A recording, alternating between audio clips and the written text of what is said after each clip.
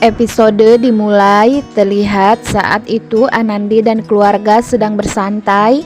Tiba-tiba Amol meminta agar Anandi menelpon Kalyani karena saat itu Amol merasakan perasaan yang tidak enak tentang Kalyani.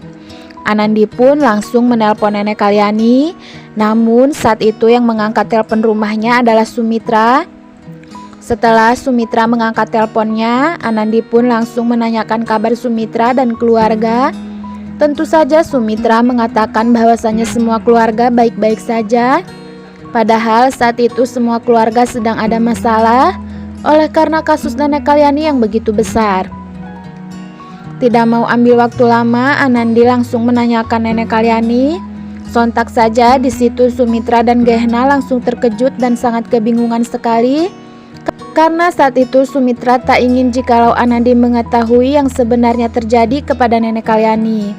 Sampai pada akhirnya Sumitra yang sudah sangat bingung sekali, ia pun terpaksa menceritakan kepada Anandi jikalau saat itu nenek Kalyani sedang dalam kasus besar dan kini ia berada di dalam tahanan.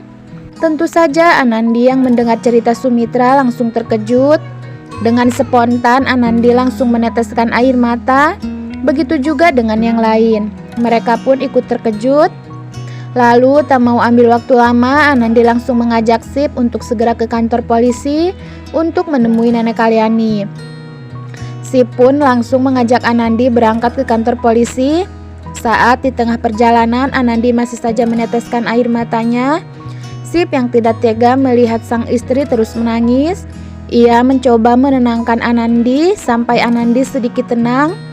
Sedangkan saat Anandi dan Sip sampai di kantor polisi, di situ nenek Kalyani yang terus-terusan mencuci tangannya karena saat itu tangannya masih saja berlumur darah. Nenek Kalyani pun terkejut di saat mendengar Anandi yang memanggil namanya. Nenek Kalyani langsung menyembunyikan tangannya karena ia sangat malu kepada Anandi. Sambil meneteskan air mata, Anandi mendekati nenek Kalyani. Di situ nenek Kalyani pun ikut meneteskan air mata. Anandi pun langsung mengusap air mata nenek Kalyani. Begitu pula nenek Kalyani, ia langsung mengusap air mata Anandi. Keadaan pun semakin mengharukan. Anandi pun langsung meminta Sip untuk bisa segera membebaskan nenek Kalyani bagaimanapun caranya. Namun apalah daya, Sip tidak bisa berbuat apa-apa karena itu semua keputusan yang punya wewenang. Sedangkan saat itu sang polisi berkata bahwasanya kemungkinan nenek Kalyani bisa divonis seumur hidup.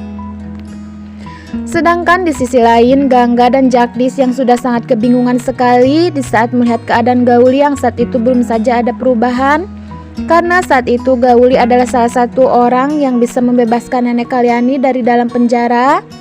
Terlihat di situ orang tua Gauli pun memohon kepada Jagdis dan Gangga agar segera menyembuhkan Gauli. Setelah Anandi pulang dari kantor polisi, di situ Anandi langsung menuju rumah Kalyani untuk menemui Sumitra. Terlihat di situ Sumitra dan Gehna yang sedang melamun sambil mempersiapkan sayuran untuk makan siang. Anandi langsung memanggil Sumitra sambil berlari menghampiri Sumitra. Anandi langsung memeluk Sumitra sambil meneteskan air mata. Singkat cerita, Sumitra meminta agar Anandi bisa melihat keadaan Gauli yang saat itu masih saja koma. Siapa tahu Anandi bisa menyadarkan Gauli dari komanya. Lalu Anandi segera menuju rumah sakit untuk melihat keadaan Gauli yang saat itu belum saja sadarkan diri. Setelah sampai di rumah sakit, Anandi langsung menuju ruang rawat Gauli. Di situ Anandi sempat meneteskan air matanya sambil memanggil-manggil nama Gauli agar Gauli segera tersadar dari komanya. Sedangkan di kediaman Hetsing, saat itu Hetsing mengutus anak buahnya untuk mencari cara agar Gauli tidak sadar dari komanya. Bahkan Hetsing meminta agar anak buahnya membunuh Gauli. Karena Hetsing tidak ingin jikalau di saat Gauli sadar nanti akan membebaskan nenek Kalyani. Jika nenek Kalyani bebas, maka dirinya akan mempunyai saingan di saat percalonan kepala desa nanti. Sedangkan di sisi lain, nenek Kalyani yang sedang diberikan beberapa pertanyaan oleh sang pengacara. Kalyani pun menceritakan semuanya kepada pengacaranya. Lalu tiba-tiba terdengar suara gerumuh yang memanggil Kalyani.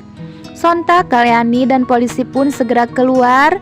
Ternyata masyarakatlah yang mendatangi kantor polisi untuk mendemo agar Kalyani segera dibebaskan. Terlihat Kalyani sangat terharu sekali, pasalnya masyarakat yang sangat antusias. Di situ Kalyani mengucapkan banyak terima kasih kepada seluruh masyarakat. Namun di sisi lain Kalyani meminta maaf, pasalnya perjuangan mereka sia-sia.